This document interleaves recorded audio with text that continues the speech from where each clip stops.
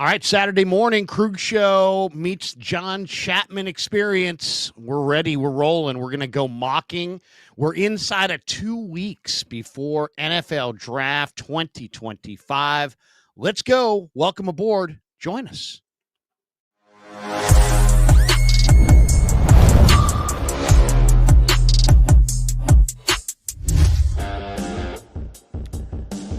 Off and running on a Saturday morning on the Krug Show. John Chapman in the house. Dual channel mocking on a Saturday. Hope that came out right. Not mocking each other necessarily. We're mocking the 49er draft, but you know what I'm saying. But we're brought to you on my side by Pig and a Pickle, the best barbecue in all of Northern California. Check them out. They're in Emeryville. They're in Corte Madera. They're open 7 days a week from 11 a.m. till 8 p.m. Pig and a Pickle, the best barbecue in Northern California. We're also brought to you by Sharp Corners, Sports Cards and Collectibles, 205 Cypress Avenue in Pacific Grove, California, along the Monterey Peninsula. My good friend Anthony Catania is there at 831-521-5264. And we're brought to you by Claw Daddy Arcades, and they're a great follow on Instagram at Claw_Daddy_Arcades to find a location near you here in Northern California. And as you see over John's head, LearnKey Upskill Academy. They're an online learning platform, and they are sponsoring the Krug Show, and they are designed to get you job ready in 6 months or less.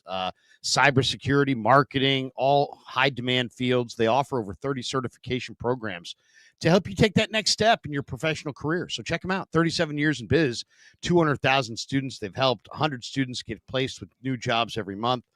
The links are in the description below. And thanks to all of our sponsors for being proud sponsors of the Krug Show. And by the way, John, our LearnKey sponsor has a draft contest up right now. It's our April Draft Selection Challenge.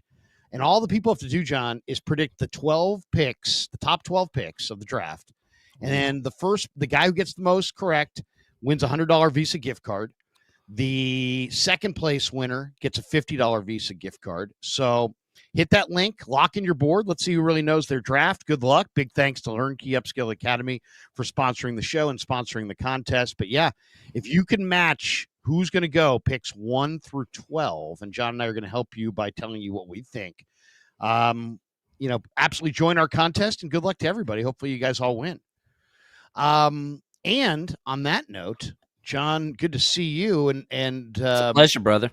Yeah, one of the things that I'm fired up about is the draft is approaching, and it wouldn't be a draft without a John Chapman draft party, and the 49er Rush roadtrip.com has got a draft party. Tell people about it. It's obviously Thursday, April 24th, day one of the draft. And Demo's going to be in the house. The hyena. You got a chance to meet a hyena. Oh, I'm so pumped about this. Our whole goal is just, how do we throw a local party? It's in the North Beach area at Broadway Studios. We're going to be there day 1 and day 2 of the draft. Nonstop entertainment, 49ers faithful. Diamador Lenore is going to show up. You get a chance to meet and greet the newest face. I think he's going to be a team captain this year, coming off a great year. So all you got to do is go to 49ersrushroadtrip.com.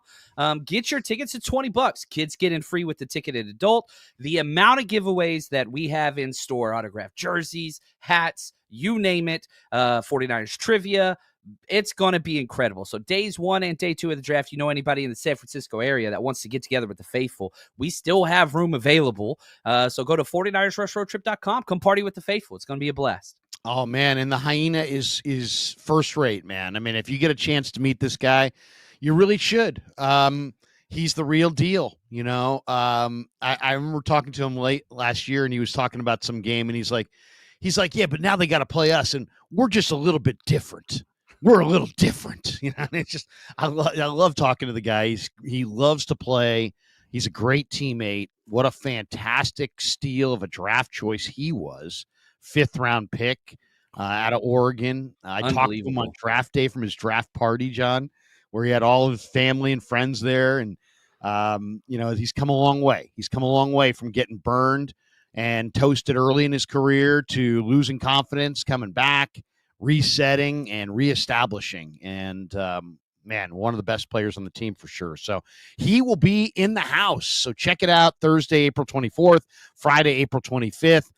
Broadway Studios, 436 Broadway in the city. As John said, kids free with a ticketed adult, and get tickets at 49errushroadtrip.com. And we'll remind you and give you one more promotion of this, so you guys can hit this up at the end of the show as well. We'll mention this one more time. So appreciate you guys all supporting John and that draft day party. And John, you guys put out a number of different parties throughout the year. So how many parties would you say, how many get-togethers, let's just say, or let's say traveling trips, how many over the course of the year would you say you and your channel go on? Last year we did 7 road games, and we do 2 parties for every game. So we do a day before rally wherever the team goes. We're planning on doing every city this year as well. And then we do a huge tailgate. So that's 14 major events last year, and anywhere from 200 to 600 people showed up at those events last year, which was incredible. We had Frank Gore come out.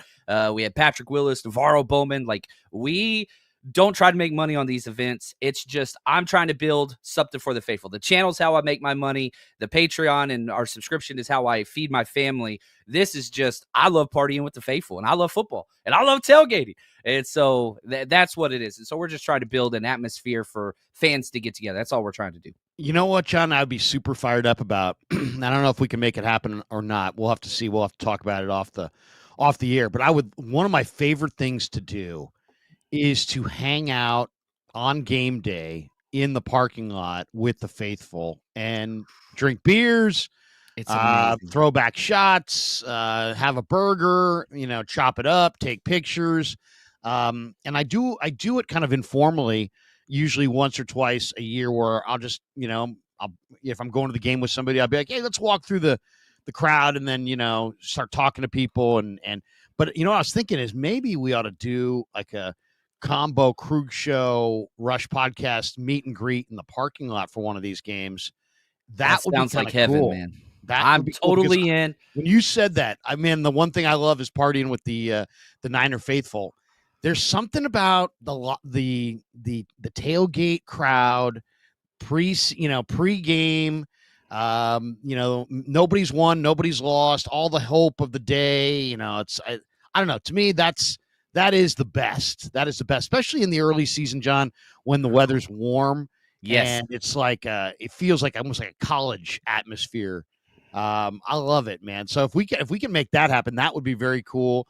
I mean, I do Niner pregame, but that's just one segment. We could do it a couple hours before the game and really have a good time. So anyway, dude, say less. It's happening. It's in the books. I guarantee it's taking place this year, Larry. Can't wait. Let's do it. All right, let's get into the draft talk. We're inside of 2 weeks, as you said, the 24th into the draft. So we're 12 days away.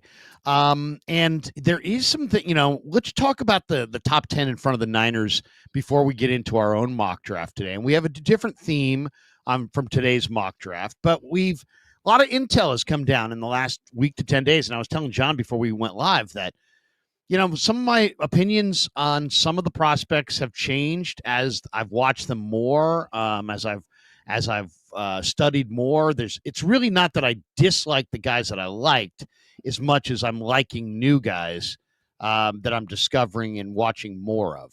So I'm not necessarily peeling off of the guys that I like, but I am definitely finding more guys in the draft that I think are really viable. And there's a couple that I want to get to today to mention to John. But let's get into 1 through 10 in front of the Niners. How set do you think it is up front? I mean, we do. So what do we know? I mean, Cam's going to Tennessee, correct? Correct. Cam's going to Tennessee. That's a lock.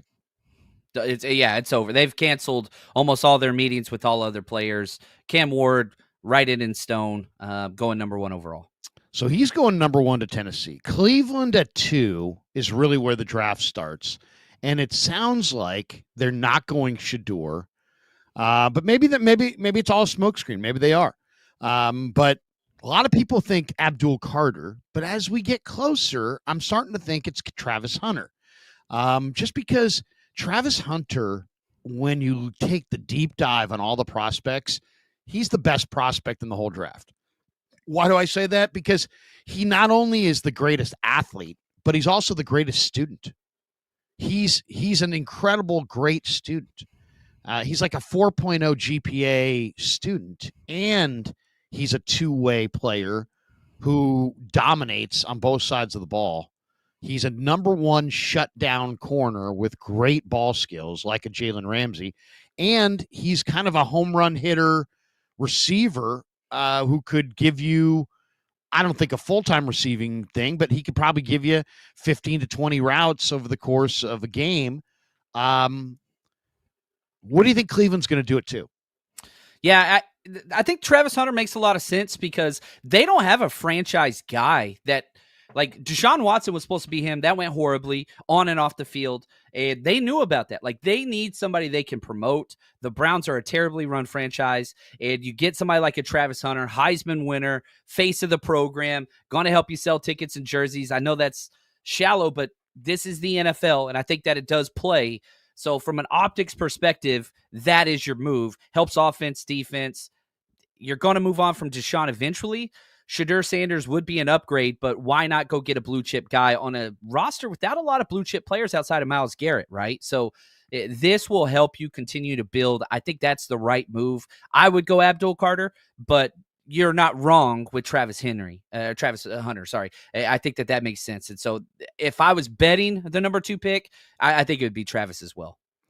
So let's just say for the conversation, Hunter goes 2 to Cleveland. Then you got the Giants on the board at 3. And I don't have a real good feel for this. I mean, they could go Abdul Carter, and this could affect the Niners because if they do go Abdul Carter, they may be willing to trade Kayvon Thibodeau.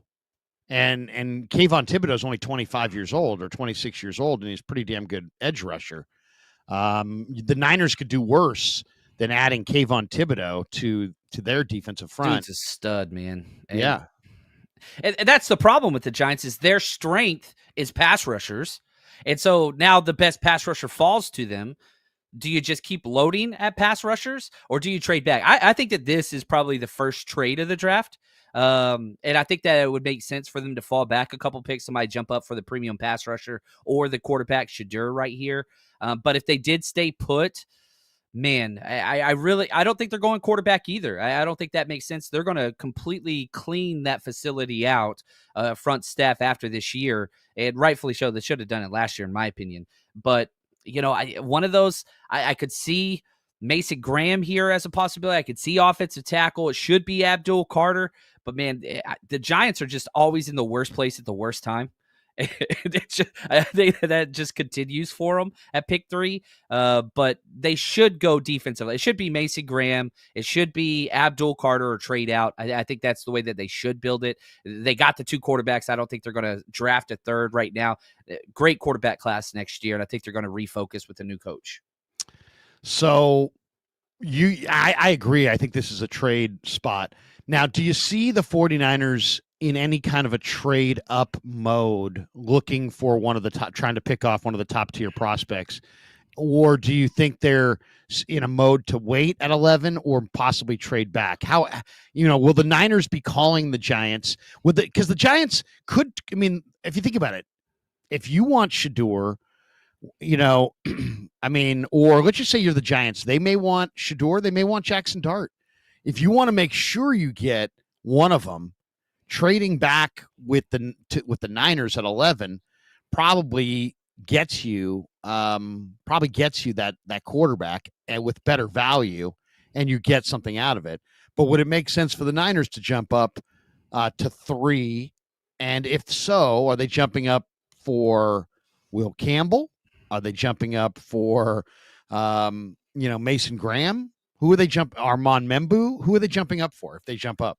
If Abdul Carter's there in this situation, that would be the guy you trade up for. But jumping from 11 to 3, we saw what it took to go from 12 to 3 in the Trey Lance trade. Obviously, that went terribly wrong. You're giving up at minimum a third and another first-round pick. I think it's too rich. If you did trade up, though, Abdul Carter would be the pick. The next one, the only 2 players I'd trade up for in this draft would be Abdul Carter and Mason Graham. I'm not trading up for one of these offensive linemen. It's not a dire need this year. It would be next year. And I think 3's way too rich, probably. It sucked those years where the Niners didn't have a first or even a first and second round pick. I don't want to go back to that. And if they're going to build through the draft, you can't do that by trading away future firsts. Yeah, no, I agree. So, who do you have at 3 with the Giants? You have Carter, or you have or Sanders, or you think somebody trades into this spot and takes Carter? Or I would say trade first, and then I would probably say Abdul Carter. Like he should go. You build around good players. how concerned are you? I mean, it's like now I'm looking closer at every prospect, and there's warts. There's literally warts on almost every prospect, and that's part of what we're going to do in our mock today. Is we're going to try to find safe picks, guys that don't have warts, guys who have production and health and character. Abdul Carter worries me in 2 areas. One, I think the prevailing wisdom is that he's going to excel more in a defense where he can line up in a 2-point stance, and as opposed to with his hand in the dirt. I mean, just doesn't have a lot of experience with his hand in the dirt. And the Niners are going to make their entire draft around an edge rusher who's undersized as far as weight, who's never really put his hand in the dirt for the most part. He's always been kind of a 2-point rusher. So I've got concerns about his fit in the wide 9. I've got concerns in his ability to play the run on first and second down in the wide 9. And then they were minor offenses, but this guy was arrested 3 times at Penn State, and once as recently as April of last year. And so I think there's all kinds of reasons to have questions about the maturity of the prospect. And, there's some risk here. There's some risk. I mean, he obviously, like all edge rushers, you're going to have to refine some technique and get a little stronger and adapt to the league. But this is supposed to be one of the best players in the entire draft. And yet, there's questions. There's some questions as to scheme fit. There's questions as to his ability to play the run. And there's questions about his character. How concerned are you with those questions with Carter? Yeah, I think that they make sense, but in this class where you're lacking that elite ceiling type player, if Abdul Carter hits, if he does, if he reaches what everybody thinks he could be, you are talking about a TJ Watt type impact. Like, he's that type of guy. He has that bend. He has the burst. Yeah, not great versus the run. He's good versus the run. He's not as bad. And yeah, you'd prefer him in a 3-4. But with all teams running multiple looks now defensively between even and odd fronts, and you got the wide 9, every single team, I think all 32 teams have Abdul Carter on their board. I am not advocating for the 49ers to trade up to him. But if the Niners were picking at 3 and Abdul Carter is there, I think the 49ers would swing at that pick, but there are questions. And I think you alluded to a lot of those. And the injury, too, the hairline fracture, they're not going to have surgery. That's another issue. So, and that's the microcosm. You talk about the foot. He's also got a shoulder issue. Yeah, that's a microcosm of this class. There is no one that is just clean. Even Mason Graham, who I think is probably one of the safest bets, man, he's got some bad weight on his body, not hyper athletic, doesn't have elite, length or build, but the tape is great. So, like, even with these guys that are, man, these are stars, these are blue chippers, still questions. Armand Membu, probably the best tackle. Can he play left tackle? Could you kick him into guard? You want him to start at tackle, and he's probably going to go top 5, but like, is he your ideal left tackle? I don't know if that's the case. And so that is this draft. We could poke holes, paralysis through analysis, and whatever else. But I think at the end of the day, Abdul Carter's the number 1 player on my board. And I would be, whoever gets him, I think had a good draft. Are there questions? Yes. Yeah. I think my guess is in whatever order it goes: Cam Ward, Travis Hunter, Abdul Carter. Those are the top 3 players in whatever order. I think they're going to come off the board. I don't think people are going to reach for Shedeur that high. So that brings us to New England at 4. I think New England's going to go with Will Campbell. I think so Will too. Campbell's going to New England. I think they're looking for the blindside protector for Drake May, and this guy makes sense. Yeah, he's got some short arms. Yeah, he's a little bit narrow. But so what? The guy did it in the SEC against the best players. I saw the interviews. I saw the Path to the Draft interview that he did this week, and I loved it. I mean, he's saying all the right things. He's doing all the right things. To me, he sounds the way I want him to sound. I'm a believer in Campbell. I think Campbell's, I know some people don't like him. He doesn't have ideal length, and some people may view him as a guard because he doesn't have ideal length. But I think that's a mistake. He was a 3-year starter at left tackle in the best conference in college football. He wins with athleticism. He can mirror athletic pass rushers, and he's nasty. So he loves to bury people. He's kind of mean and nasty. So I think Will Campbell is going to the Patriots. I really do. Yeah, and he fits what Josh McDaniels has had at the offensive line. Just get guys. Joe Thuney, like, you're going to play everywhere, right? Like, just get guys. Get your best 5. He can play multiple spots. It's going to be an offensive pick. Could be Mimbow.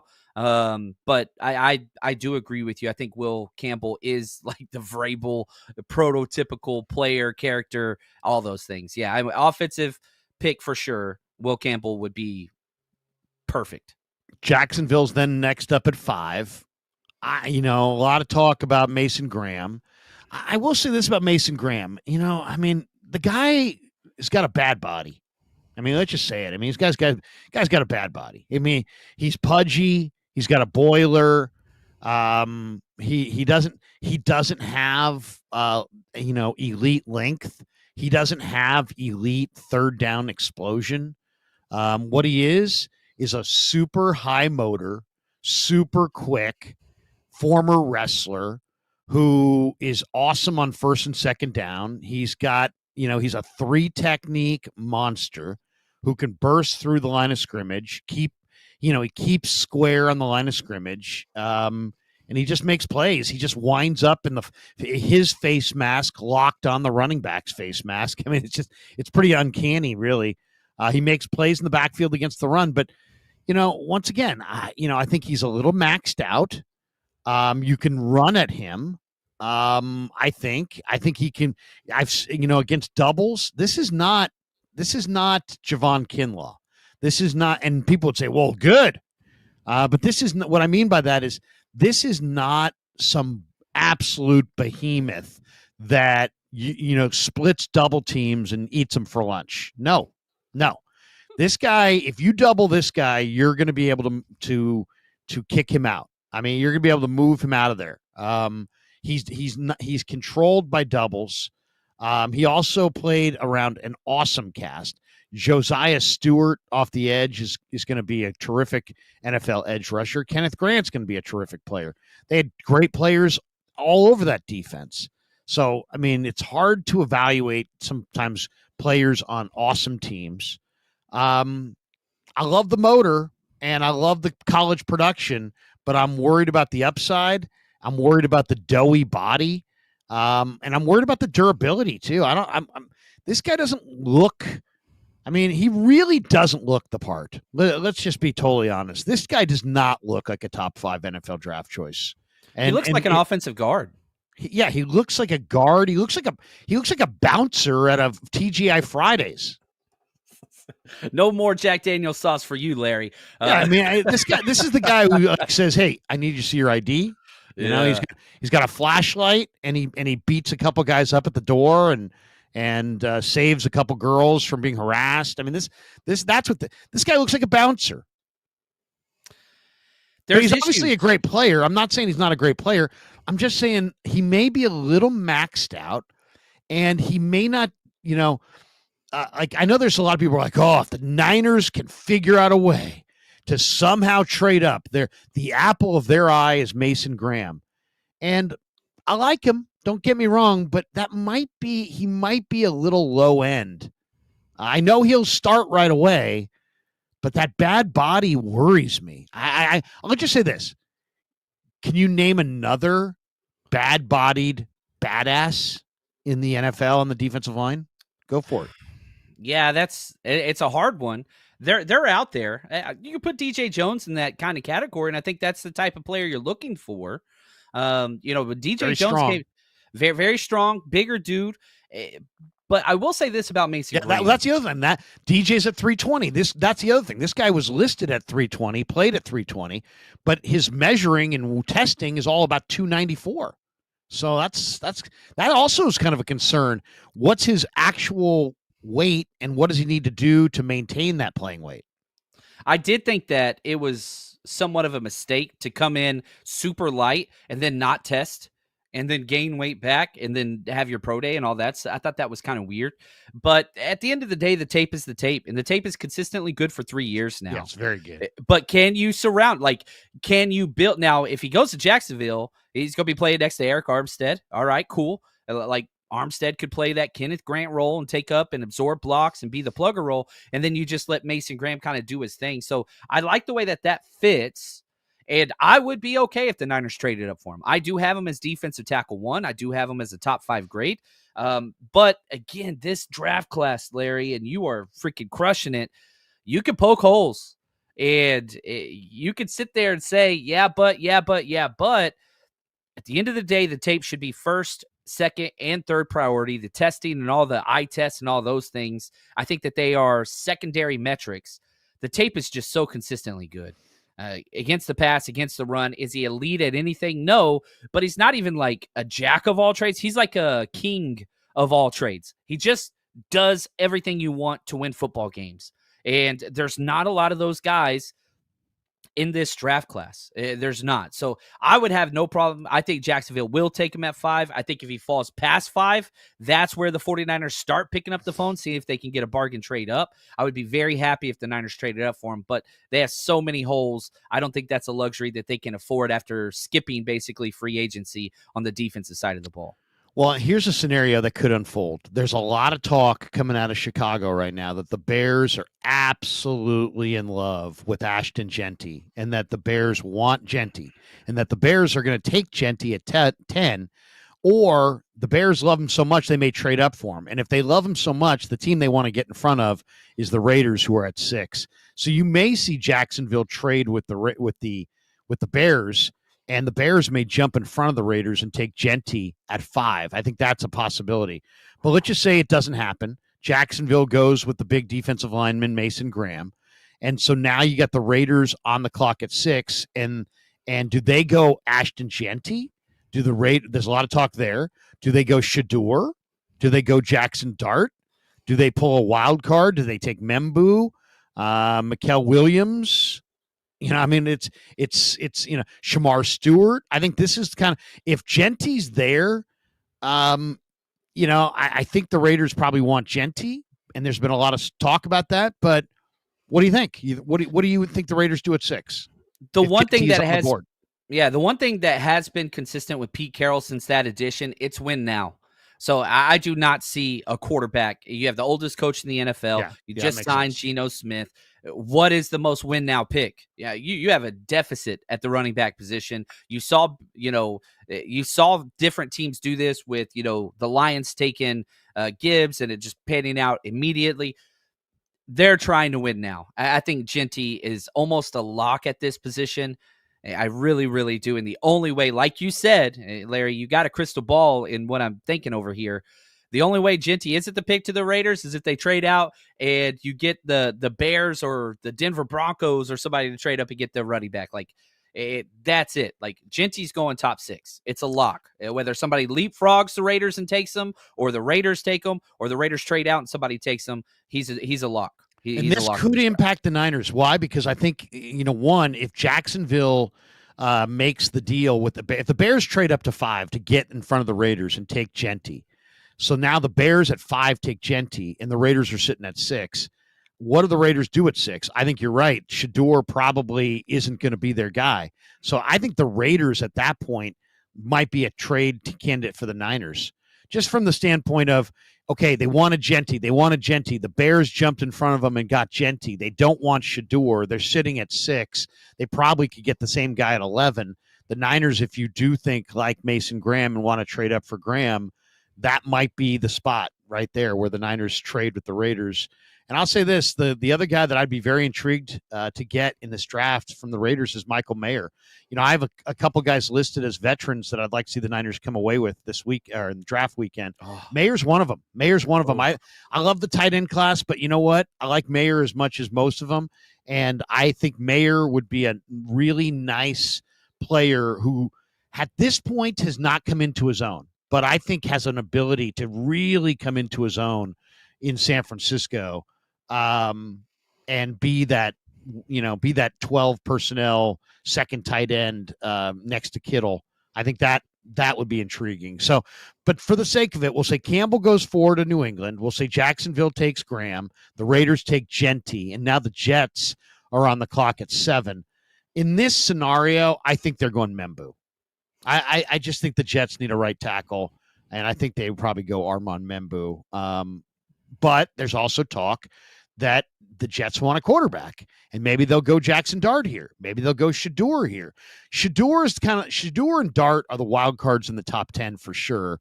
I think this is a spot and the New Orleans spot where they could go. So this could be, this could be Membu to the Jets, or this could be a quarterback to the Jets. What do you think? Yeah, Mimbu makes so much sense. You paid Justin Fields. I think you got to build that out, and you got to give that a shot. You paid that dude $20 million a year. Like, let's see what happens. Why not build around him? You have a solid roster. The defense is great. You just got to get adequate offensive line protection, and I just don't think that you have it. Chukwuma Okafor is currently your right tackle. Why not go get the best, cleanest right tackle in the draft, plug and play? Mimbu goes there. Athleticism with Fields Mimbo. It's a match made in heaven. Yeah, I mean, you got Fashanu at left tackle. He's your blue chipper. Now you got Membu at right tackle. If you're the Jets, build with some anchor tackles. And then Carolina's at 8. I think they're going with one of the Georgia guys. I think there's a chance Mikael Williams goes here, but there's also a very good chance that Jalen Walker goes here. And I would say Walker would probably be who I'd lean to going here at 8. What do you think? Or do you see, there's also a lot of people that feel like Shamar Stewart as a wild card could jump into any of these spots because it's beauty in the eye of the beholder with a guy who has that high-end potential. And, like probably the best Shamar Stewart comp is Jadeveon Clowney. Guess where Jadeveon Clowney is, right? He would start opposite Clowney. Do they have a type? If they do, yeah, why not? Shamar would be a perfect fit there. They have a huge need opposite of that. It makes sense. It really, really does. So I could see that. I think their offensive line, they're completely happy with. I think this is where you start to talk Tet McMillan. I think it's a little early for him. But, like, if you're going to invest and you want to make sure Bryce Young's going to be the guy, why don't you get him some more weapons? But I just don't think there's enough value to go Tet McMillan there. They're going to give Xavier Legette more chances to be that true X. They moved out. They traded their wide receiver they took a year before to the Cowboys. So, yeah, I like the Shamar, and I hope if I could have anything for the 49ers perspective, I'd have Shamar Stewart go here because I don't want the Niners taking him at 11. And so this would push somebody else down further. But I do think it's a better fit. He would be a better fit on the Panthers than he would the Niners. Yeah. So, I think a super athletic defender goes here. Mikael Williams, Shamar Stewart, Jalen Walker. I'll say it's Mikael Williams, but I don't know. I'm just guessing.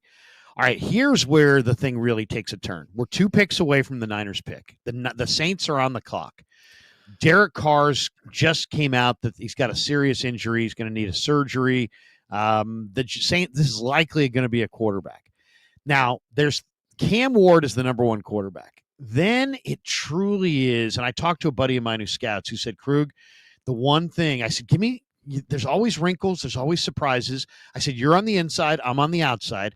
Take me and bring me on the inside and tell me what you think the outside the box surprises that the public are not talking about. What's going on around the league in the inner circles of the talks.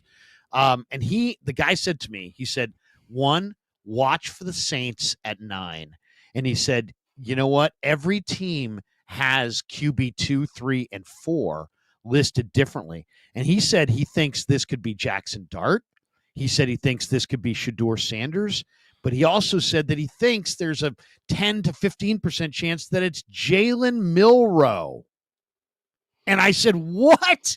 Jalen Milroe is going to go 9th in the draft after that horrendous Senior Bowl where he looked atrocious? He didn't look like a quarterback.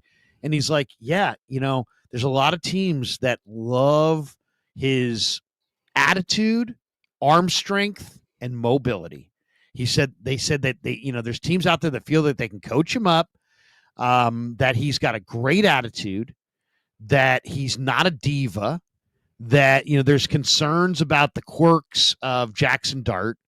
There's concerns about the skill set of Shador, who doesn't necessarily have great arm strength or great stature, and, is a high percentage completion percentage guy, but is it accuracy? Is he throwing underneath?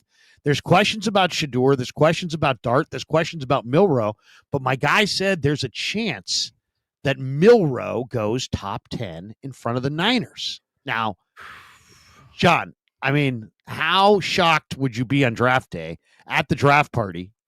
How shocked would you be if you're at you're right here. You're at the draft party.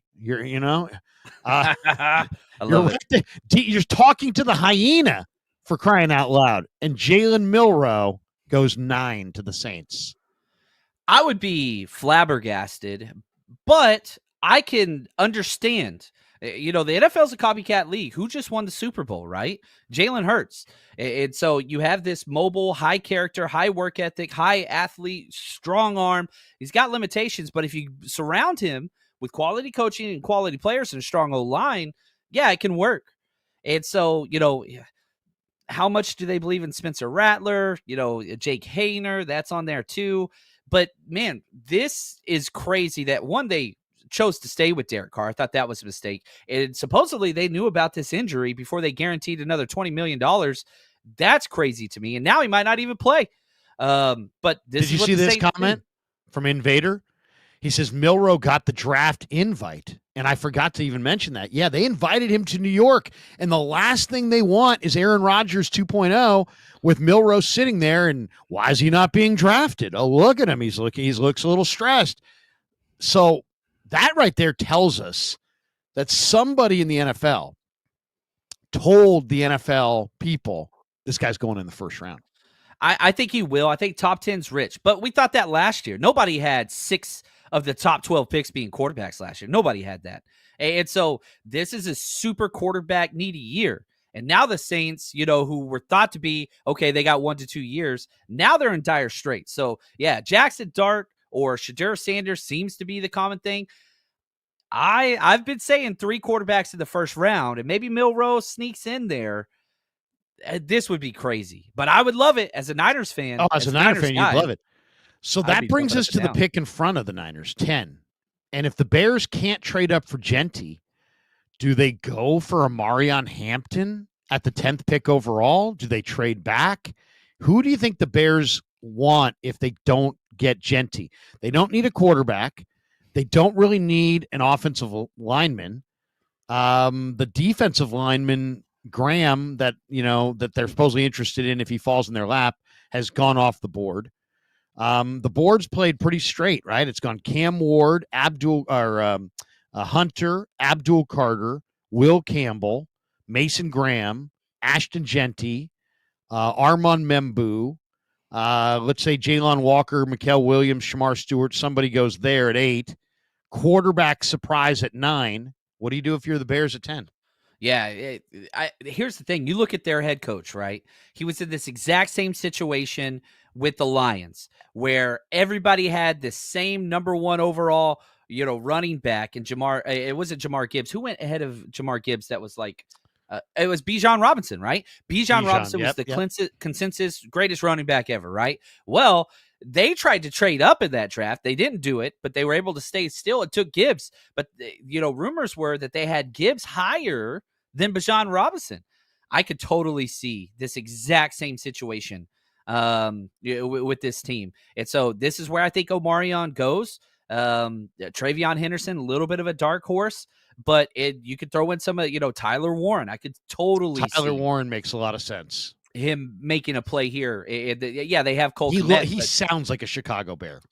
And if any coordinator could use him, Kyle Shanahan, and then also, Ben Johnson, I think could utilize him better than anybody else. Yeah. So then you got the Niners sitting there at 11. Let's just say it's Tyler Warren, I should say. I'm looking at Mason Graham's name on a paper. Tyler Warren. Let's just say Tyler Warren, because Tyler Warren also could go earlier. He could go to the Jets. He could go.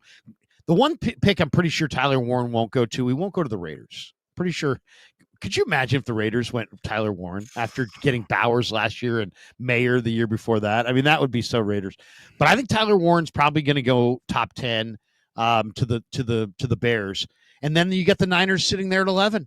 And they're sitting there looking at either reaching, if you want to call it that, for Walter Nolan, Kenneth Grant, or taking what, Jalen Walker, Shamar Stewart, or Mikael Williams, whoever didn't go to Carolina and is left on the board. The Niners could be staring right at Shamar Stewart. The Niners could be staring right at Mikael Williams. My concern with Mikael Williams is he had 17 or 14 sacks in his entire career, and he didn't work out great. Like I'm always leery of these prospects where it's like you look at them closer and there's nothing there. I call them the cotton candy prospects. Trey Lance was like this. Oh yeah, he's got a great arm. Oh well, he doesn't have a great arm. Oh, he's got great mobility. Oh, he doesn't have great mobility. Well, then he's not a very good prospect. If he doesn't have great arm and he doesn't have great mobility, he's not really a very good prospect. So, and it's like I'm starting to look at some of these guys like Mikael Williams. It's like he doesn't have elite production. Well, guess what? Maybe he has elite traits. That's why he's going to get drafted. And I think that was the thinking coming into the draft process, was that he's going to show in his workouts that he's a man among boys and has elite traits. And everybody's going to look away from mediocre production and say, it was the ankle. But the traits, he ran 4.7. And so he doesn't, now you're looking at him, he's like, he doesn't have great traits. He doesn't have great production. He's got body beautiful. But I mean, it's not a movie; it's a football game. So you got to have guys that don't just look the part. You got to actually be good. So I don't want to see them go Mikael Williams. I understand your concerns about Shamar Stewart, though I'm a bigger fan of Shamar Stewart because I really think that what people don't understand about Shamar is that his motor is off the charts and he hasn't been coached up that well. If Chris thinks he can coach him, the athleticism is going to stay. The motor is going to stay. And he does play very hard. I think I would go Walter Nolan here if I were the Niners, but that, he's projected to go 10, 12, 15 picks later. So, how do you play this before we move off of this? How do you play this at 11? It's hard, right? Because production's a major issue with both Mikael Williams and Shamar Stewart, which should probably be the pick that you're going at this spot because of the value, the positional value. Usually this is where defensive ends go, and they always get pushed up the board. So, if you're looking at, Shamar Stewart's got 4 career sacks, like 4. Okay, Mikael Williams got 14. You have to knock them both. Neither one of them performed to the level that you're hoping they're going to perform. The athleticism, Shamar Stewart's got that in spades. So, that's hard. Defensive tackle's a bigger need on this roster. Like, you don't have a starting defensive tackle. I like Evan Anderson. He's a rotational run stopper, but, you don't have a starter. So, defensive tackle's a bigger need. Walter Nolan, Kenneth Grant, I would throw Derek Harmon in there. I know you're not a Derek Harmon guy. Those guys should go in the 20s. So this is the problem. You're sitting there at 11, and there's a bunch of, could I talk myself into this guy at this position? That's the problem. You want to trade back, but who wants to trade up? You got to have 2 to tango. If you don't have that. What would they be trading up for? I mean, maybe Dart or Shador if they don't go in front of the Niners. One of those quarterbacks, I mean, the only thing is, if Cam goes 1, and let's just say, Shador goes in the top 10, there may be, the Pittsburghs of the world, some of these teams that need a quarterback may get nervous. I've seen offers where people are saying, hey, Steelers offer 26 first-round pick and 21 to move up to 11. Would you move back for next year's 1 for the Steelers? Yeah, if we get this year's pick as well. So, if you get 21 this year and their first, yes. I can't see Tomlin offering that for a Jackson. He already had Kenny Pickett, right? And so, man, Jackson Dart, Kenny Pickett, birds of a feather. No offense, he's probably going to be a better pro, but man, where are the elite traits? He's got the moxie, but I would do it from the Niners. I can't see that coming across the table from Mike Tomlin. Yeah, I don't see him panicking ever. I think the ideal spot for the Niners is trade back. Trade back. Now the question is, can they? And then if you trade back, who do you want? I'd like Kenneth Grant or Walter Nolan. Love it. But I'll tell you, there's another guy that I really do love the more I watch him. And, you know, it's funny because it's like people start lecturing me on football, and it's like, dude, seriously? You're going to tell me I don't know what I'm talking about? Whatever. I mean, it's not that big a deal. We all have opinions. I love Tyler Booker. And I understand that he played in a power gap scheme and the Niners run a outside zone scheme, and he's a guard. But you're telling me, I haven't compared his numbers to Banks, but just comparing his numbers to Pooney from last year, he had a better 40 than Pooney. Pooney had a better 3-cone and a better short shuttle, but Booker had a better 40 than Pooney, and very similar size. Baldy did a whole breakdown the other day on Path to the Draft, and I love Baldy. I'm going to try to get him on the show. Again, we had him on last year, and he was just, Baldy's a guard, right? Baldy's an offensive lineman. So I always listen to Baldy, especially, I love Baldy, but I love Baldy on the offensive line even more. He's talking about Tyler Booker the other day on that Path to the Draft, and he's like, this is an awesome player. This is a difference maker. This is a 15-year starter. This is a plug-and-play dominant guy. The Niners need a starting left guard. He plays left guard, okay? He is a starting left guard. I understand. If you're looking to pull, your left guard, this is not your guy. This is not your guy if you want to pull around and move your guards. But you're trying to say, oh, you can't go for Tyler Booker when you just had Aaron Banks is rich. And the other thing is this is a absolute, the Niners don't move anybody in the middle of the field. They cannot run on the goal line. They can't get any push. This guy would give you that push. The more I watch Booker, the more I'm like, oh my God, Booker is absolutely a beast. And speaking of the beast, so our friend Dane Brugler has his draft guide. And John, I don't know if you know if you subscribe to The Athletic, but the Beast is the best draft guide there is. But let me just and it's this year it's even better. And he's got it. This is what he says about Tyler Booker, that it's it's just an amazing 2-year starter at Bama, lined up at left guard in Kalen DeBoer's run heavy RPO based scheme. Okay, so that's not what I wanted to read you. I wanted to read you a little bit more about this guy. He projects as an immediate starting guard with the tools and competitive character that are easy to bet on. Let's see. What I wanted to get to. Here it is. Let me see. Here it is. He's the middle of 3 children, born and raised New Haven, Connecticut. Okay, that's this and that. Where was it? Okay, he played 7th and 8th grade football as a 5th grader. Okay, that's at age 11, he went to Nick Saban's football camp, and that's when he made up his mind he wanted to play in the NFL. But he grew up in an athletic family. His uncle, starting left tackle at Michigan State, and then played in NFL Europe and went to the Steelers. He's also an accomplished track athlete. In his childhood, he medaled in the shot put, discus, and javelin. Elected high school, Bergen Catholic in New Jersey, all boys Catholic school. Now, where is it? There's something as a junior. Okay, 4-star recruit. This is a long thing, but basically, they were saying that this is the guy that got Alabama ready to roll. Well, that when they lost, was it they lose to Vandy? That this was the guy who got everybody fired up again, and he was the leader. And it's all in there. But I mean, this guy, he's very, very special as a dominant blocker. And I understand he's not necessarily a perfect scheme fit, but what this guy does as a guard is so dominant at the point that I would absolutely be interested in this player.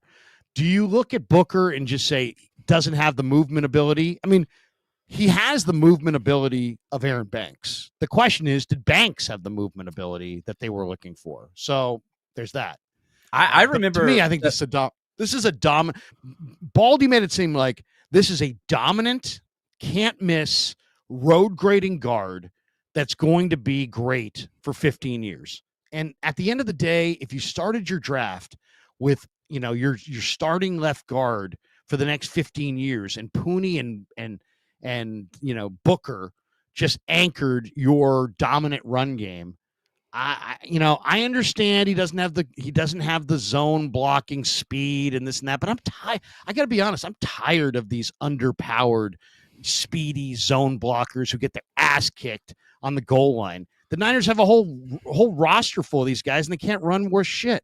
So, Yeah. I mean, they run the ball well, but they can't run the ball on the goal line when they need to run. So I'm looking for somebody a little bit more forceful in the middle. And what do you think of Booker? I think that he's a can't miss prospect. I think that his best fit is going in a super, this sounds weird, pass heavy offense because he's so wide, and where you could do the power gap scheme and all that stuff, run game. Yeah, he's going to excel in that. But I think he's at his best in pass protection. Even though the movements are in question, nobody can get around him. You got 34.5-inch arms. He's wide as hell. His wingspan's incredible. Like, nobody can get around him. It sounds like Aaron Banks' upside. So if you can go with Aaron Banks, who I didn't even scout that year because I looked at the height, weight, and 40 and short shuttle, and I was like, dude, this guy don't fit the Niners. And they took him. I was like, what? So if you're going to include Aaron Banks, I think you have to include Booker. Now, 11, way too rich because it's not the scheme fit. But if he is there at 43 and you took him, man, there is I guarantee you, Brock Purdy, Christian McCaffrey, Isaac Guerrero, all those guys are going to be like, hell yeah, because he's going to make all of them better. The run game just got better. Pass game just got better. The consistency, and you watch his tape. Team captain, you brought it up, holds everybody accountable in the locker room. You're bringing in a football guy that stayed when Bama had that huge change, right, from Saban on. He stayed and corralled the locker room together. If he's there at 43, I'd be happy with taking Booker. So I don't think the Niners pull him off the board. If you have Aaron Banks on your board at any point in time, Tyler Booker better sure as hell well be there. This guy hunts violence on the line of scrimmage and seeks it out.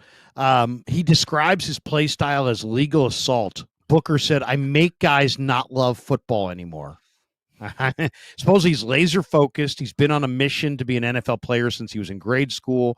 He's durable. He started 27 of the last 28 games at Alabama. He's the team captain who describes himself as a natural born leader, gets the most out of his teammates. A quote from an NFL scout: he keeps everyone accountable in that locker room. After Alabama's Vandy loss, Book was the guy who got everyone back on track.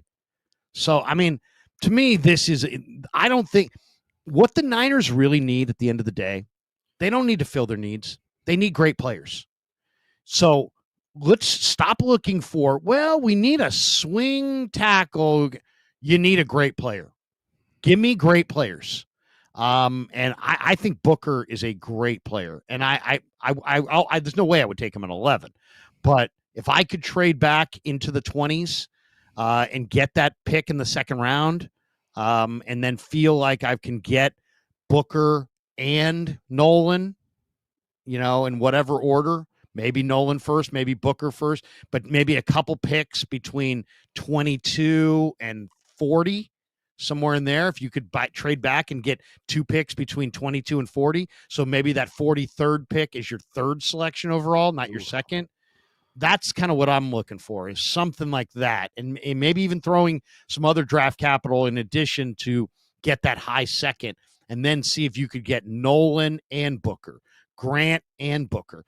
I just want to come out of this draft with some absolute line of scrimmage. The 49ers are different now because they got these guys. And I think a guy like Booker, a guy like Grant, a guy like Nolan, I think they all fit the bill. All right. I was at the local pro day. And I got to share with you the one guy that I saw at the local pro day that I couldn't believe. Dude, there was a slot receiver, John, at the local pro day from Washington named Giles Jackson. Oh, And dude, I mean, look this kid up. 5'9", 180-pound kid. He since it's local pro day, he's local, right? He went to Freedom High School in Antioch. He got a full ride to Michigan. He ran a kickback as a freshman, as a true freshman. Ran a kickback for a touchdown at Michigan. Transferred to UW. This year caught 85 balls for 893 yards and 7 touchdowns. He ran 4.45 at his pro day. But guys I've talked to, including Softy Mahler, said, man, this guy's a 4.3 guy. I mean, he's just a burner. 6 years in college, very durable player, hardly ever missed a game. And then this year, his biggest games in the Apple Cup, Washington Wazoo, 8 catches, 162 yards, and a touchdown. In the Sun Bowl against Louisville, 11 catches for 161 and 4 touchdowns. He looked so much the best player on the field that I had no idea who he was. And I'm like, who is that guy? I mean, he was just the stop and the start and the explosiveness and the speed and the hands and the effort, the energy that he was putting forth in these drills. Difference making, undrafted free agent. And we're not talking about a draft pick. We're talking about an undrafted player. But remember that one, Giles Jackson. I think the Niners could definitely use a slot receiver, especially since they don't necessarily know what they're getting out of Cowing yet. This guy could maybe be a little bit of a kick in the butt to Cowing. 5'9", 180 slot receiver, but man, Giles Jackson, he really looked good. Really, really. I'm seeing he had a 6'7" 3-cone. That is awesome. That's Trent Taylor. Yeah. Dude, you should have seen in that drill where they go, they sprint this way, they turn that way, they sprint that way, they turn back. His agility in the short area and his stop and start was so much more explosive. I mean, Nick Nash was out there. You had other guys out there who were decent players. This guy stood out, Giles Jackson. So anyway, love to hear that. Before we get to the mock, Matt Barrows has his draft crush out. He always picks one. He's going with Chris Paul, the linebacker from Ole Miss. What do you think of that one, Chris Paul? Yeah, he's a Niners fit. I think the Niners have met with him 3 times. Really? Yeah, they've met with him over and over and over again. I'm a little bit lower. I have a 4th round grade on him. I've seen him as high as 3rd round, but yeah, he's just one of those guys. He's a little small, 6 foot, 220, but this is what Robert Saleh does. He gets those 6 foot, 220 safeties and converts them down. Did it with Jamian Sherwood, did it with Marcel Harris, did it with DFF. Like, Chris Paul's a linebacker, but he's on the smaller side. But speed matters, and I wanted him to test better. He ran a 4.63, which is good. But for the smaller guys, you're hoping for a little bit better speed.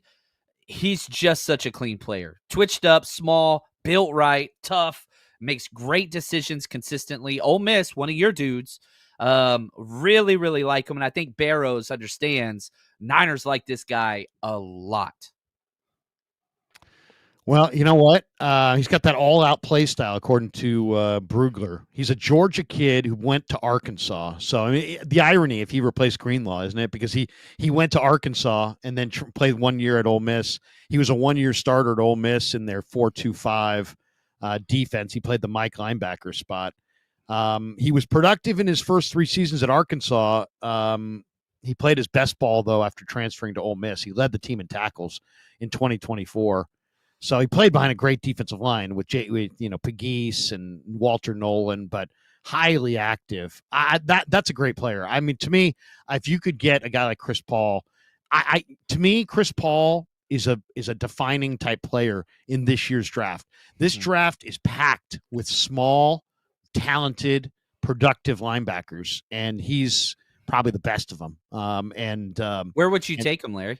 I'd probably take him with the last pick of day 3 or of day 2. That 100 pick. Yeah, I'd probably take him there, or maybe you know what maybe I'd pray that he falls to the beginning of the 4th round, and see if I could get him there. That would be my thought. In somewhere in there, depending on how the rest of the board was going. Somebody's like, what about Oladejo at 43? Yeah, I mean, I think there's a lot of indication that the Niners will go for Oladejo if he's there at 43. But we'll see. We'll see. All right, it is time for our. Oh, so who would you say if I said draft crush?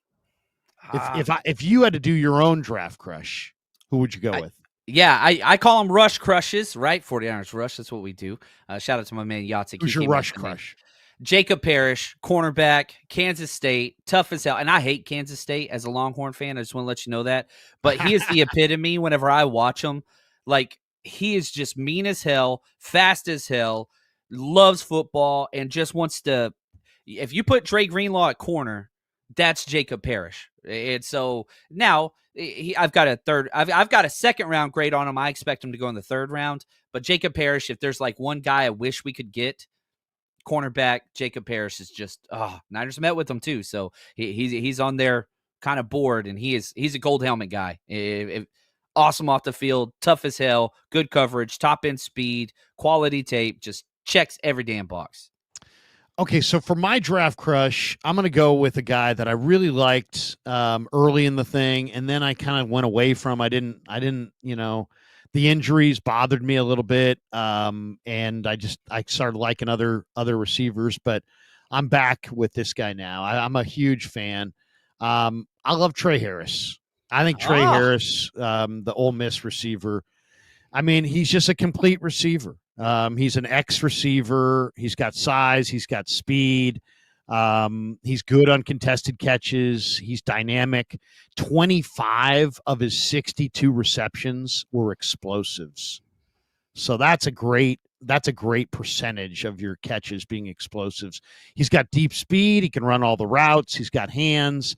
To me, he's a complete receiver. Size, speed. If you're going to have somebody, and if you're looking for somebody to step in as a rookie receivers don't typically do it. To me, if you're looking for a guy who can step in, it's either Egbuka, who's a very polished receiver, who's great in the slot. I think he's a plug and play receiver. And then I would say Trey Harris. Egbuka in round 1, Harris in round 2. Those to me are the receivers. If you're looking to get a receiver to come in and actually play and maybe even start and play a lot, I would say Egbuka, but in round 1 is very polished. But I love Trey Harris. I think, and Trey Harris, the more I look at the receivers, John, the more I think, you know what, I love Jalen Royals. There's other guys that I really like. I do too. I like Dante Thornton on day 3. I mean, there's a bunch of prospects out there that I kind of like Tez. I'm intrigued by Tez. Luther Burden is one of my favorites as well, but Savion Williams is just a beast of a monster of a guy. He's just so violent. I love Savion Williams, but if I got to have that receiver that can step in and make plays right away, I'm going Trey Harris. He was a high school quarterback he was Malik Neighbors' quarterback. Neighbors was his receiver. And then Harris is just, he's got good size. He's a complete receiver. I think he's going to be a stud in the NFL. I think he's going to be, these Ole Miss receivers sometimes really play big. And I like all 3 of them this year. I love Jordan Watkins. I love Juice Wells, but Harris is the best. Yeah, he's a fun player. But my biggest issue, because like if we were going to trade Ayuk, which that's passed, thankfully, I was like, dude, Trey Harris, like in round 2 would be like, just plug the X role, right? Like you just move him over. Now that's your new X. My biggest issue is just, he had a hip injury. He's had a groin injury. He's had a knee. None of them are substantial, but like he has missed time over back-to-back years with a couple of lower body injuries. But I do love the tape. And every time I watch Trey Harris, I'm just like, gosh, whoever gets this guy, good player. All right, we're going to go relatively fast through this, but we have a brand new simulator, which I've never used before, but I've checked that, Niners. We're going to start the draft. Would you like to go first, or do you want to go second? Oh, man, you first always. I struggle with the first-round pick more than any of them because I'm just like, that 11 spot is rough. I always try to trade down, but, it's where it is. So okay, so now I haven't worked with this one before, That's all right. so I'm going to have to figure out exactly how it went. So let me look at draft. So this is how it went, I guess, right in front of us. Correct. Cam Ward went 1, Shador went 2, Hunter went 3, Campbell went 4, Abdul Carter went 5, Genty to the Raiders, Graham to the Jets, McMillan, Tet McMillan to the Jaguars. Jalen Walker, 9 to the Saints. Membu goes 10 right in front of the 49ers. So Membu, Walker, McMillan, Graham, they're off the board. Let's see who's on the board. Tyler Warren, Will Johnson, Kelvin Banks, Colston Loveland, Jedi Barron, Mikael Williams, Shamar Stewart. Now, if you want to trade, how The does that bottom work? right, you see the little. Versus Yeah, there you trade? go. We've got 8 trade opportunities there, 8 and you could. trades have been thrown our way. Let's take a look. That's what it Let's just take a says. look. Falcons said you can get 15 and 46. Oh, jeez. That's a dream. Jeez. That's a dream. 15 and 46 is the dream. Let's see what else is offered. 30, 56, and 62 from Buffalo. That goes all the way to 30, though. You're going to lose out on some guys. You get a second and a third. Buffalo's got a lot of draft pick capital. Yep. You could go from Chicago down to 39 and get 41 and 72. You could trade down to 17 and get 49. But why would you do that if you can get 15 and 46? Detroit says 28, 60, and 102. And the Texans are offering 25, 79, and 89. And Jacksonville's offering 36, 57, and 70. Miami's offering 13 and 98. I think Miami's the most realistic as far as like what I think the Niners could get in a draft haul. It's not the best trade out there. But if we're going realistic route and we did trade back, that Miami trade I think is probably. You think that's better than the Falcon trade? I don't think it's better. I think it's more realistic. I have a hard time seeing, the Falcons giving up a first and a second. They don't have any draft capital at all. But yeah, that trade is better. Let's take since Atlanta's offering, let's do it. How do I do it? You just hit that green check button, golden, and man, I would love that. I would absolutely love this. Yeah. So the Niners get the 15th pick and the 46th pick, and Atlanta gets the 11th pick. Okay, so now we're at 15. Is the draft going still? You just got to hit start. There you go. It picks back up, and then we're golden. Okay, so now... And we're using sticktothemodel.com, which is a fun new draft. So let's see, who did we move? So we lost out on Shamar Stewart, Kelvin Banks, Will Johnson, Mikael Williams. I'm fine with all that. Oh, my God. That would almost be a dream. If the Niners could trade back from 11 to 15 and have those 4 guys come off the board, because I'm worried about the Niners picking all 4 of these guys. I am too. I'm higher on Kelvin Banks, but I know, but I mean, I'm a little higher on Shamar Stewart than others, but I don't. To me, all those guys represent risk. Okay, and so one of my favorite things about doing this, though, Larry, is because these are the conversations that take place in war rooms. You're going to have a scout that loves Shamar. You're going to have a coach that loves Kelvin, and they're going to disagree. This is why we spend time trying to recreate these scenarios, man. And so I love it whenever you're passionate about a guy, because it forces me and hopefully the listener to decide, maybe I'm a little more passionate about him than I thought, or maybe I'm a little more out than I thought. And that's what you guys got to come up with. Okay, so now I'm sitting here still with the first pick, and I'm at 15 or whatever, 13 or whatever. But I've got Tyler Warren. For me, I'd be debating right here between Tyler Warren. Do you go tight end with the best tight end? Do you go, and he's very safe, do you go with Jedi Barron, who I just love? I think Barron is really, really special. Those would be the 2 guys I would be debating of over here. But then I also have 5 other trades being offered to me. So let me take a look real quick. Bears are offering 15 for 39 and 41. Okay, I don't know. 28 and 50 from Detroit. 25 and 58 from Houston. 22 and 55 from the Chargers. I don't want to move back very far, but 22 and 55 is pretty much where I want to be. I think that's where I want to be. All right, we're double trade back. This is the 49ers fans' dream. This is the double trade back. Now we're going to start this thing up again. I'm going to lose out on Tyler Warren. It's all right. Okay, so let's just check out who did we lose out on there. We lost out on Kenneth Grant, Eman Wari, Loveland, Mike Green, Golden, Jedi Barron, Tyler Warren. Okay. So we lost out on Kenneth Grant. And I think there's a chance that happens. All right. In this situation, I'm looking at a lot of players I really like. I love Tyler Booker, but I'm going to go Walter Nolan. They need to go. This is how I want to start the draft. I want to trade This is back. where he should go. I want to trade back a couple times and get who's ever left between Walter Nolan and Kenneth Grant. So now you're up, and Now we got 3 second rounders. You know, now we got more picks.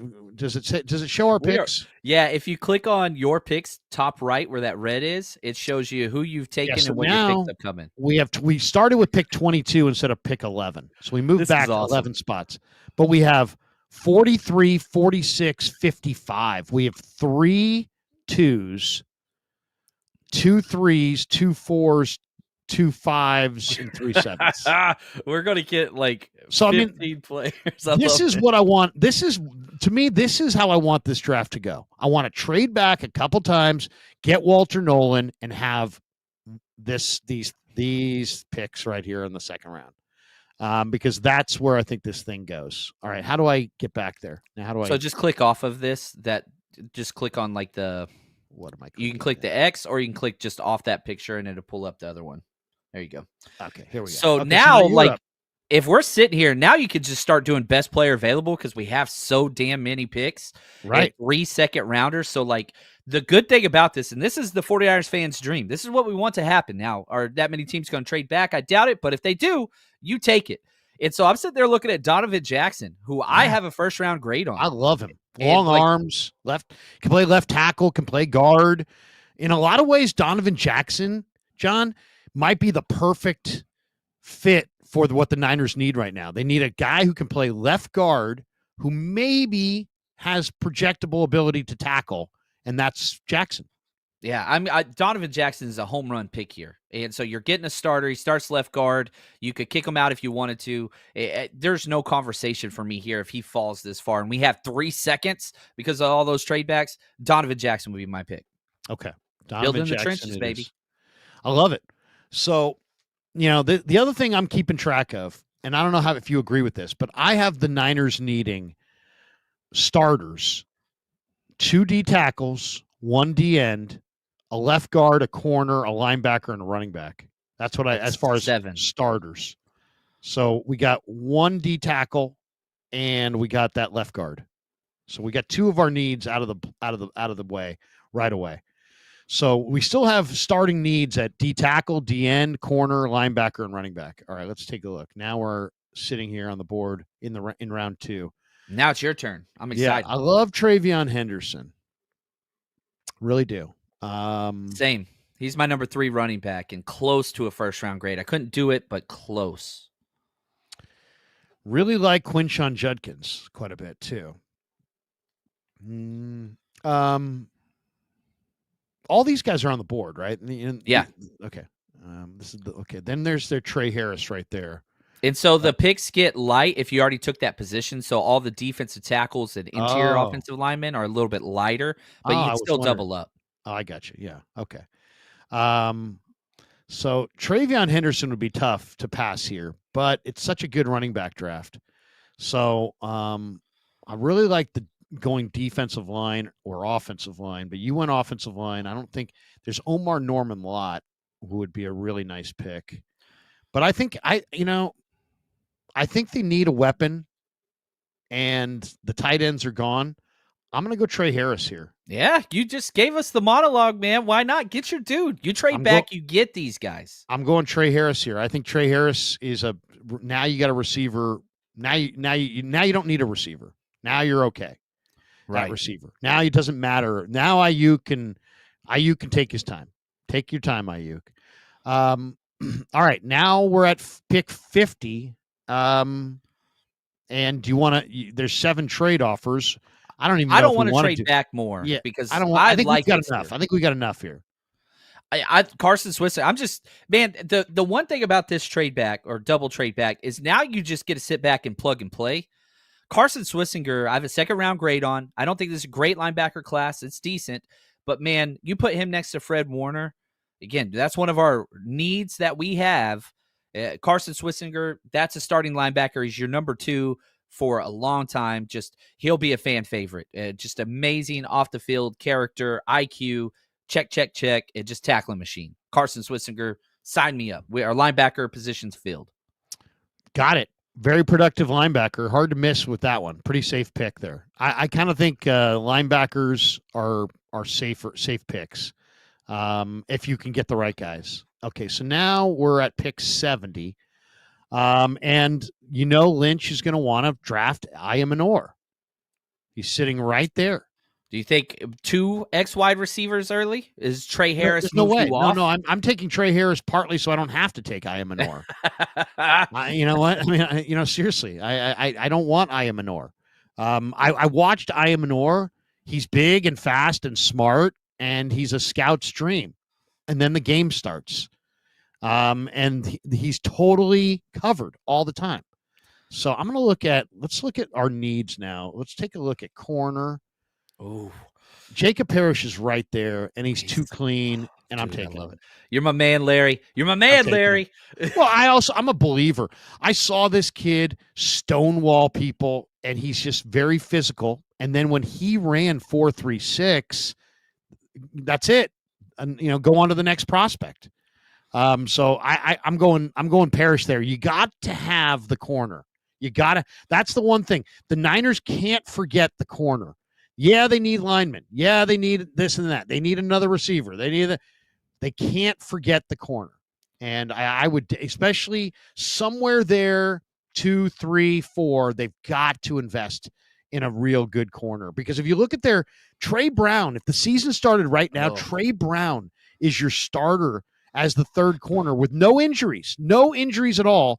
Trey Brown, he's never been a full-time starter. He's played very little without getting hurt. So 39 missed games in 4 years. Yeah, no way. So you're up right now with pick 93, and man, we don't have an edge yet, Larry. We don't have an edge, but I will say this: you're staring at a nice-looking board here. I don't know how you feel about Helm, but Chris Paul, Matt Barrows, draft crush is there. Ty Felton, like him, damn good receiver. He's there. Savion's there. You don't need that necessarily because we got that. Tez is there. Billy Bowman from Oklahoma is a pretty damn good player. Then you move down here, Savion Jones and Emory Jones. In my ideal world, the Niners could get both these guys. And then you have Frazier, who's also a very good offensive lineman. As far as I think, if you said to me, bet on a 49er pick on the offensive line, I would guess day 3, Miles Frazier, because he can play. Well, because he can play right guard, right tackle, left tackle. I mean, when you can play them all, you know what I mean? I think he's going to be very attractive to them. He's 6'5", 3 1/4. He's pretty athletic, long arms, good guy. But you're looking here at some really good players. I mean, I'm seeing players that I really love here. Quincy Riley, they met him at the combine. They brought him in for a 30 visit. Noel Williams is a productive interceptor. R.J. Harvey is a great running back. I love R.J. Harvey. I absolutely love that dude. Love him. That's part of the reason I didn't go running back earlier is that I love R.J. Harvey. Man, I want to look at edge if you don't mind. If you click on edge and sort it. So you got Savion Jones, who's a big-bodied edge. He's like a 290-pound edge who might not even be an edge. John, he might be more of a interior, change-up interior rusher. You have Walker from Central Arkansas, who's short. He's 6'1", 270. But, man, that's it. That's the only negative on him. Outside of being short, that guy's a beast. I kind of thought Sorrell from Texas really impressed me in the All-Star game, and just his explosive ability. He's impressive. Antoine Powell-Ryland. I had Jod Joyner on the channel last week. Nice kid. There's a lot of good defensive ends. Yeah, I think I'm going to go with the Central Arkansas guy. Let's go David Walker. I'm a huge David Walker guy. I love it. Love it. Yeah, he's really underrated program. Really underrated program. All right, so let's see. We are up now at pick 113. And, man, if this is the way it comes off the board, let's see. Let's take a look at our picks, by the way. Dude, right now we have Walter Nolan. We've got a defensive tackle.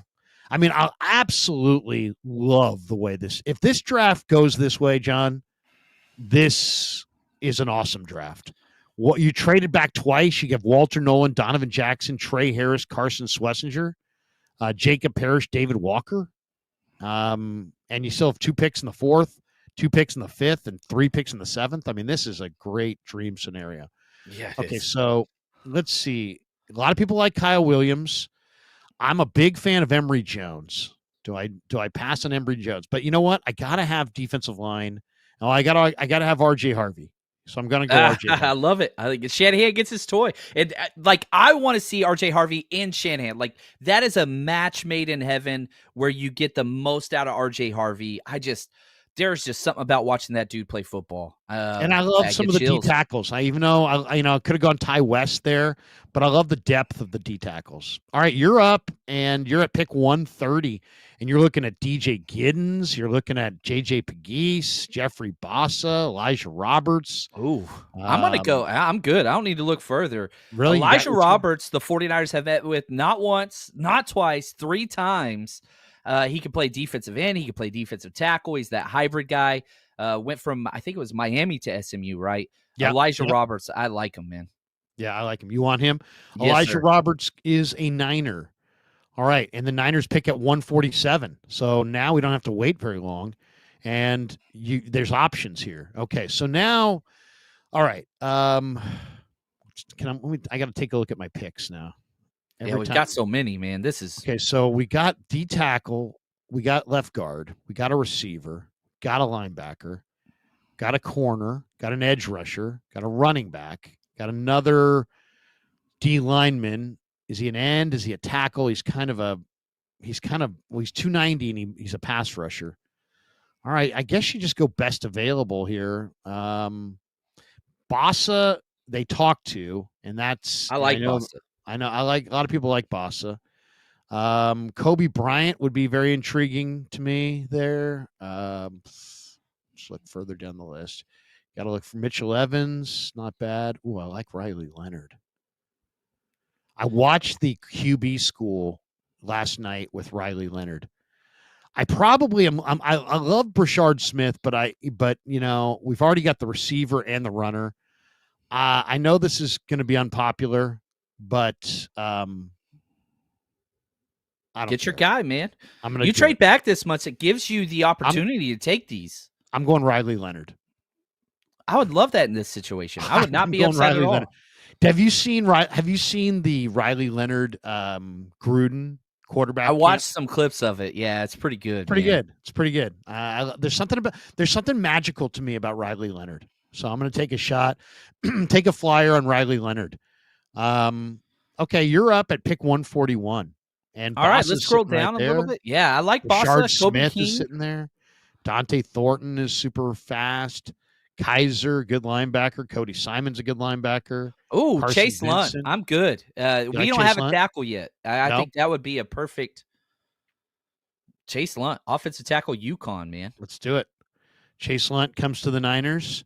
We are now in, what round are we in here? We're pick 170, 80, 181. Where's the Niners' next pick? Let's see. It's coming up here. We are in this is 6th round where we don't have one. We don't have a 6th round 227. This is when we go to make a sandwich. Yeah. Lots of good players are coming off the board. Lots of good players. Oh my God, just like Kyle Monangai. All right, here we are. Now we got 3 7s. We got 3 7s. And we could have traded up anytime probably into the 6th if we wanted to. Okay, so now we're looking at now did you just go or did I just go? It's your turn. You're up. That's my turn. Okay. I'm just looking for anybody who I think's going to, at this point, this is a 7th round. You're looking for guys that you think can make the team. Now, I really like a lot of these guys. I think Mullings is a really good player. I love Taj Brooks. Jaden Blue is very intriguing here, how fast he is. And that's intriguing. Nick Martin is a good player. But I'm Teddy Buchanan's right there. Oh, Willie Lampkin's right there. Conyers. We don't have a tight end yet. Yeah, in this scenario, I think I'm going Conyers. I think I would too. Conyers started, he didn't start at ASU, but I think he started somewhere else. Then he went to ASU. Then he went to Texas Tech, but he's 260 pounds. He's a good receiver. I really like Jalen Conyers quite a bit. All right, Let's click 249. safety. Can we click safety? That's one of the only positions we haven't. Oh, There he Craig is. Woodson, my guy. I love me some Craig Woodson out of Cal. I'm higher on him than almost everybody. But John, he looked great at the local pro day. Very smooth, very smooth.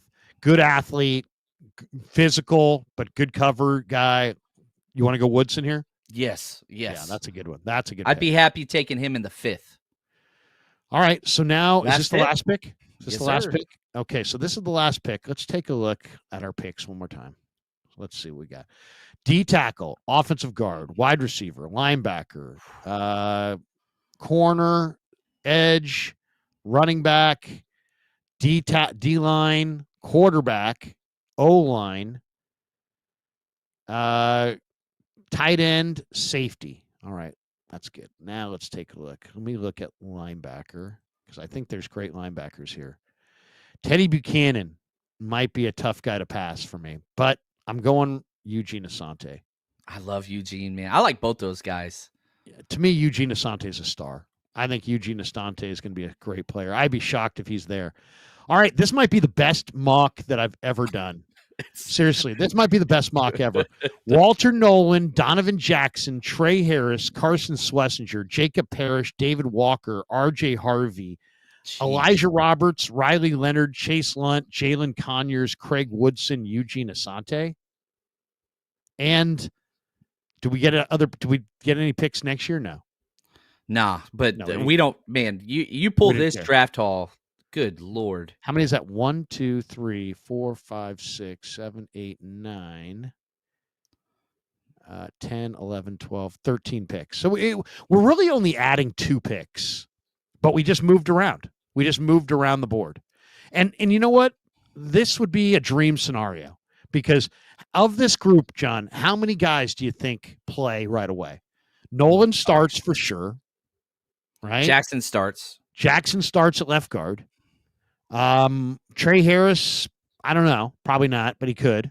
Schlesinger starts opposite Warner. Parrish starts for sure. Walker doesn't start but rotates. Harvey's off the bench.